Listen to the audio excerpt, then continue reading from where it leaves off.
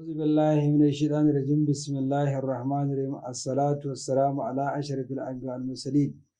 سيدنا ونبينا محمد ابن عبد الله وعلى آله وأصحابه من تبعهم بإحسان إلى يوم الدين. Mutane da yawa suna ta bugowa suna tambayan fassara mafarkin harshen ɗan adam. Ga abin da Sheikh Abdul Gani Annabulsi ya fassara a cikin littafinsa Ta'iru mujalladi na farko shafi na 308 babul lami babu da yake magana akan harfin lami yake cewa shi harshe a cikin mafarki da shi ake fassara yare zuwa yare kuma da shi ake shi harshe da shi ake fassara yare zuwa yare sannan harshe mun sani da shi ake fahimta al'amura sannan harshe da shi ake kasuwanci da kuma sauran abubuwa da suke da alaƙa da al'amuran yau da kullum harshe da shi ake kuskure da shi ake yin daidai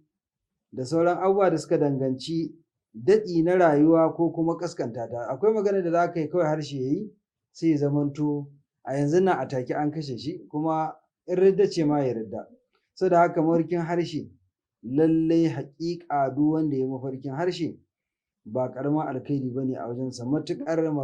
maganan da yake yi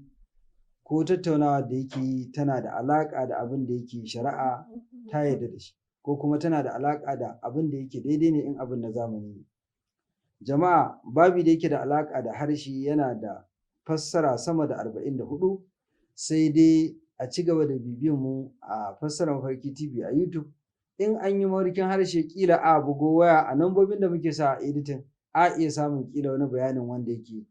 ya yi daidai da wanda muka tura a YouTube. Jama'a muna yi muku fatan alkhairi assalamu alaikum.